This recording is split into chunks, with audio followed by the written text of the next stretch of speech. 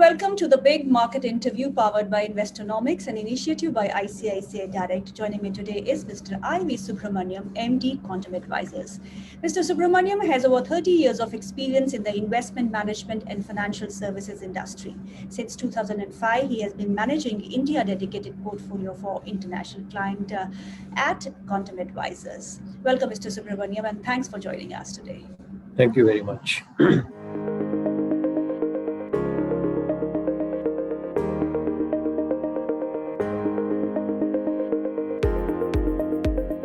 Mr. Subramaniam, if you talk about the markets zoomed to all-time high, and now we are seeing some bit of a cooling off happening amid news which is coming out on tapering, your rising Delta cases again, and the problem in the Chinese property market. What among these is the biggest risk for global financial markets as of today? So given the fact that we are just still coming out of the pandemic or still battling with the pandemic, I think that risk still remains fresh in people's mind. While we have used the financial tools, monetary tools to sort of help the financial assets to remain secure, safe, and probably very buoyant, the risk of the pandemic still remains. So I think that will be one of the key risk factors investors would be watching out for, although they have been lulled into thinking that it is right now under control because the markets have been touching new highs. So that will be one risk. The second risk would be the easy availability of the liquidity, which we spoke prior to the question. That still remains because world over you can see most governments, many central banks have pumped in enough liquidity to ensure that the economy remains smooth. As a result, any increase in interest rates, any reduction in the liquidity could also have a magnified impact on the markets. I say magnified impact only because in every bull market or in every rising market, you will find many investors also leveraging and investing. And as interest rates move up, those leverages become unsustainable, and therefore they have to be wound down, reduced, and that could also have an impact. Now, what is the threshold level till when the interest rates, higher interest rates will be acceptable is still not known. But having said that, I guess even a 50 basis point increase in the US would probably send some amount of nervousness in the market. These are more relating to the market per se. Now, of course, in the last few weeks, we have had the China issue coming up. And that's something to be watched out for. From the initial data, it looks like it will not be a global contagion, but markets are markets. You can never know what triggers and what are the, how do you connect the dots? All of a sudden, it can become a global issue. So I guess these three are very, very significant risks. So one will have to watch out for. So Subramaniam, are you cautious in the markets at current levels, and what are you advising to your clients right now? So the way we are looking at it is in a very normal period. I would say at these levels we would have been more cautious than we are right now. We would have probably even trimmed and raised some cash in the portfolio, not as a cash call, only because stocks have hit our sell limits or closer to the sell limits, and we would like to reduce the weights. That is what we would have done on a very normal scenario. In the current scenario, what is happening is increasingly the larger companies are getting higher benefits. So if you carefully look at the data, whether it is from CMI or whether you interact with companies, there is definitely a shift happening from the unorganized sector to the organized sector. The large is becoming larger. So therefore, while the valuations look high, it doesn't look like it is overvalued or over expensive, because there is a chance that the earnings growth could be far better than what is being anticipated, and that means that these levels could be sustained. Hence, while being careful on a stock by stock basis, we are still advising clients that the upside from the markets over the next 2 years would still be decent enough for us to be justified and remain invested in the market. Of course, you will not find the kind of growth in the stock prices as you had in the last 1 year, because it was a very special situation. But nevertheless, the returns from equity could still be good over the next 2 years. This is what is our current message. And now we will have to carefully monitor how the companies are doing, whether this shift is actually helping them improve upon their earnings power. Those are things to be looked at on a company to company level. So you intend to say that risk reward ratio still is in favor of the equities with the... Yeah, it is still in favor. It's not like massively in favor, but definitely it is still in favor, because this trend is something which is very interesting from an earnings perspective. It's a very strange situation. If you look at it from an economy, from people's perspective, I don't like this trend where large companies are actually becoming larger and smaller companies are dying out, because from a socio-economic standpoint, it is better to have large number of small entrepreneurs providing different kind of services and jobs rather than having it consolidated among the few companies. So from a socio-economic standpoint, not very happy with the situation. But from a corporate earnings perspective, I think the situation is favorable. There will be corporate level challenges, higher input price, all that is fine. But this trend towards large companies, towards the listed players could have some benefits. But in that case, will this government's recent announcement with PLI schemes really help, help these small and micro companies come and, start performing? To some extent, see, we will have to see how the small players actually survive the current situation. See, PLI is something you can use provided you are still in the game. Right now, what is happening is, in many situations you are not even in the game, right? You are out of it. Either you couldn't bear the pandemic cost, the lockdown cost, or you lost the key manpower.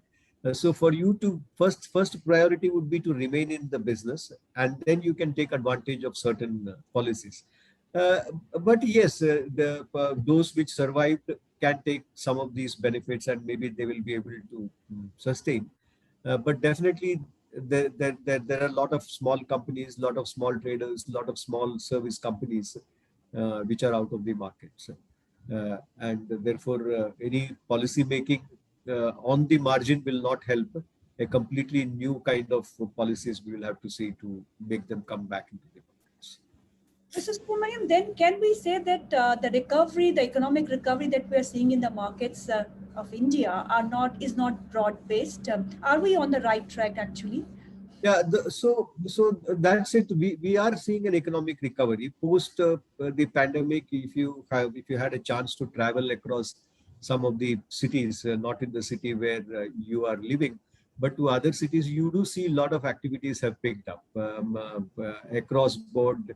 Whether you tour the outskirts of a city, you can see some factories are again being operated within the city. A lot of activities are going on. So there is definitely a revival. But as I said, is it broad-based? If you look at sectors and say, yes, it is broad-based, because barring maybe the big retail where the malls aren't yet opened up, or the entertainment halls haven't been opened up, by and large, across board sectors have been improved, right? So in that sense, it is broad-based. But the number of units within each are probably lesser. So if you look at, say, a manufacturing company, somebody who is manufacturing, let's say, some small paints or something of that sort, if there were earlier 100 players, maybe now there are 70 players, 60 players. So it's very what do you call, product specific, region specific. You can see. So markets where, let's say, if you go down south, where there are some markets which are very good in textiles, within the city you will find a lot of activity going on, but you also hear that, oh, this one closed down, this one could not sustain. So in that sense, it is different. It is broad based from an activity point of view, but probably benefits are narrowed down to a few people. Stocks do not look cheap. You also spoke about the valuations, which are at historical P basis. If we talk about the stocks, will you be a buyer in stocks like HUL, Asian Paints, which are trading at multiples of 60, 50? Or do you see some sectors which appear reasonable on the valuation front?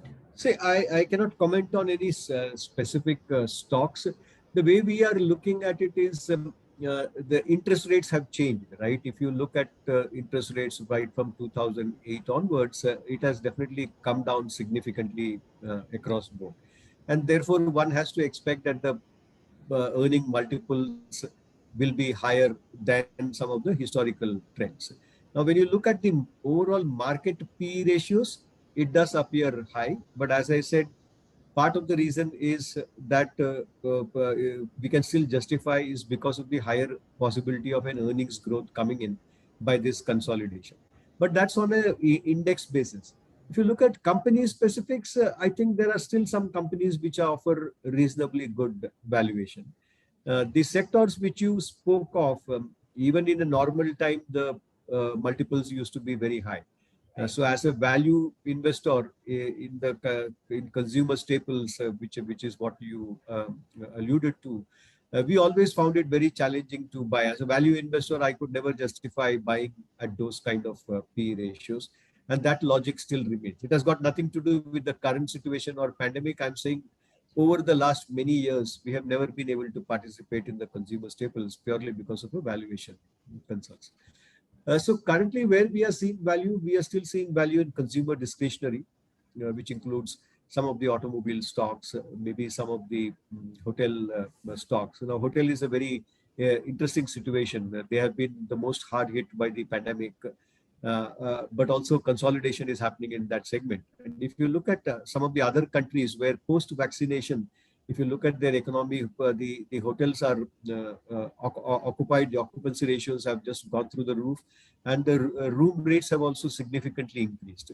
So it's quite possible you will find the similar trend in India. So therefore, consumer discretionary, which includes auto, which includes hotel companies, those are sectors which we still like. We still like the banking sector. There are some pressures, but from a valuation perspective, the financial banking sector, barring one or two or three, four stocks, overall it does look a little attractive. And then utilities is something which we like, and pharmaceuticals is something which we still like. So, if we talk about the banking space, sir, which companies do you like? Do you like the private sector banking space much more? Actually we have both. If you look at our portfolio, we have both. Within the public sector, we tend to narrow down to just a few because while there are multiple names, the challenges for all these banks are very different. So among the PSU banks, we prefer only one or two kind, the larger ones, more efficient ones. Private sector, we also have some non-banking financial companies. What is attractive is, as I said, the after the hit in the so if you look at the valuations of these sectors prior to the pandemic, and then the fact that during the pandemic it declined very sharply, but subsequently capital was raised by many of these people, many of these companies, so they have beefed up their balance sheet. Valuations have improved, but it has definitely not all of them have gone back to the pre-pandemic levels. So therefore, we do still like it. Sectors that did very well in last 1.5 years is metals, and now we're talking about a commodity super cycle. Is it actually there? I mean, many of the analysts, many of the investors have been arguing on what currently metals are being supported. This cycle may not last long. So, what is your view on the commodity cycle and with specific reference to the metal sector? It's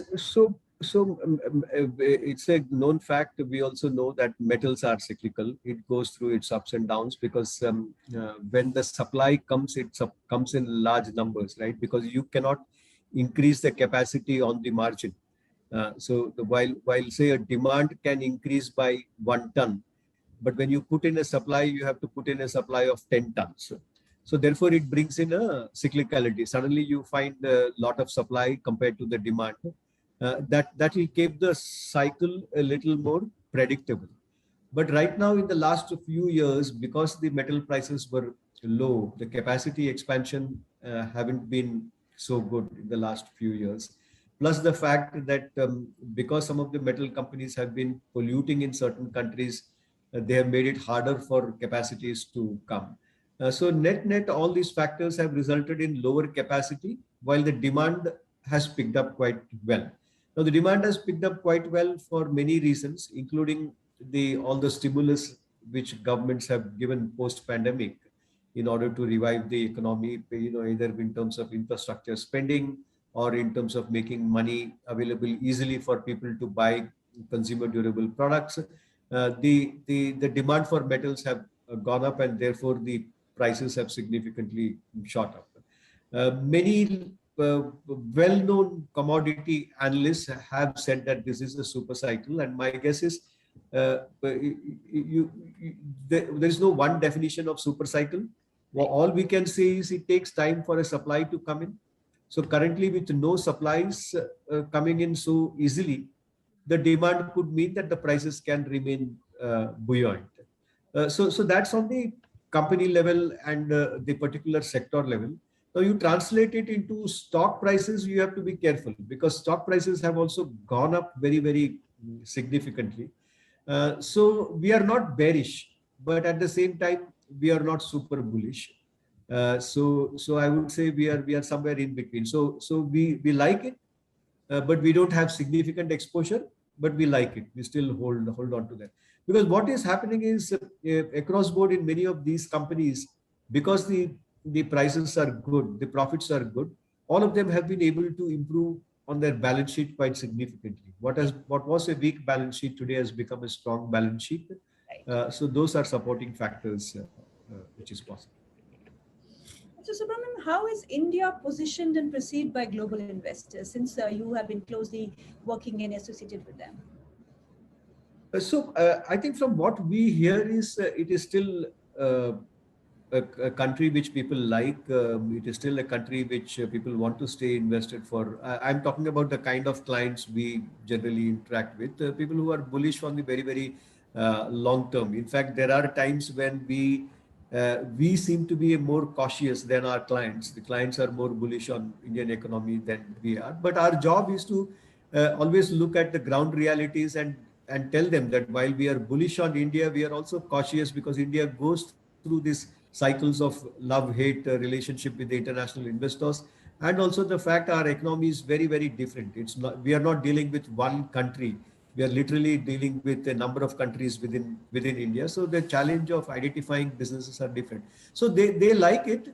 However, if you look at the new set of investors who have come into India in the last year or so, I think much of that has also come from global funds or emerging market funds.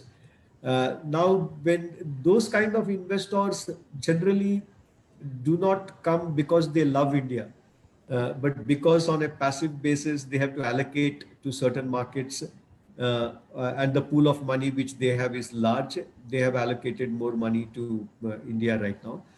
So therefore, from a stock market perspective, those kind of investors can become nervous very fast. If some other country looks better, they may trim in India and go. So that is what I see in some of the new investors which has come in. But the large pension funds, the people who have been in India for long, I think they still continues to be very bullish, as we are bullish on India as well. If we talk about this year so far, it has been fantastic for IPOs. We have seen many high-flying IPOs, and the list seems to, be getting bigger by the day. Your view on the euphoria that we are witnessing right now, and the valuations at which these IPOs are hitting the market? Yeah, that's still a troubling point, and it's not new. You take any bull market in the past, IPOs have always been priced very, very finely. So in the current situation also, I think the existing investors have probably made their returns. The people who have invested in the IPO, I think they will have to be a little careful and cautious, because the pricing of the IPOs have been so sharp, or so what do you call, high, that you should tone down your expectation on what you would get. What is your thoughts on cryptos? So our thoughts on cryptos is it is increasingly becoming, what do you call, I will not say mainstay asset, but something which was ignored earlier. Now even institutional investors have started carefully looking at it. But they are cautious, as I would be cautious. And my reason for cautious is, unless the regulator completely approves it, the regulators still have the power to ban cryptos. Government still have the power to, make policies to ban cryptos. So despite the increased usage, that risk still remains. And then there are always questions: which crypto one should back. All those questions still remain. So I am personally extremely weary of getting into that basket. In cautious and volatile markets, how should one look for opportunities? See, looking for opportunities is, of course, a very, you'll have to keep on deep diving into sectors, deep diving into companies, hear to what they are saying, what is the kind of communication, how are they looking at the economy. All of that still continues to be the key one. Probably more so now, because in general prices have been elevated, most stock prices have gone up. So new opportunities will be slow to come by, although you will hear a lot of interesting stories.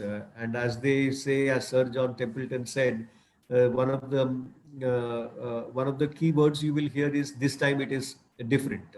Yes. What they don't tell you is, actually there is one more word to that. This time it is different, you sucker. So they don't tell that, right? So therefore, you think everything is changing different, but that is never the case. So you search for opportunities, be cautious, we recognize the fact that stock prices have gone up. I think there are still good opportunities out there.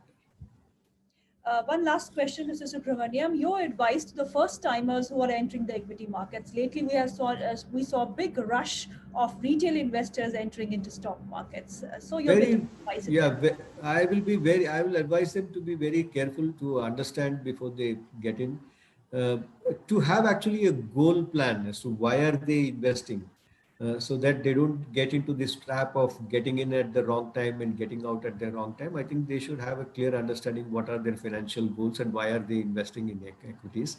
And last is from a person who is who is investing, let's say, in the mutual fund space. I would seriously advise them to look at SIPs rather than lump sum. That will still reduce their risk. The to equities is still low in India. If you look at the savings pattern, it is still largely dominated by banking and all those safe assets. Equity is still low. So therefore, there is scope for investments in equities to go up, but one has to be very careful. Very careful. Thank you. Because I receive WhatsApp messages from people who have never invested in funds or equities, asking me if they can invest in sector specific funds. Right, and that for me a troubling sign, because now if I tell them no, they will say, "Arey, everything is going up, everybody is recommending, why are you saying no?" So Yes. one needs to have a long call with them to explain what's happening and then advise. But I would definitely recommend cautiousness. So let me get on to the one last question, because you are into mutual funds also. So which is the best mutual fund right now to invest in?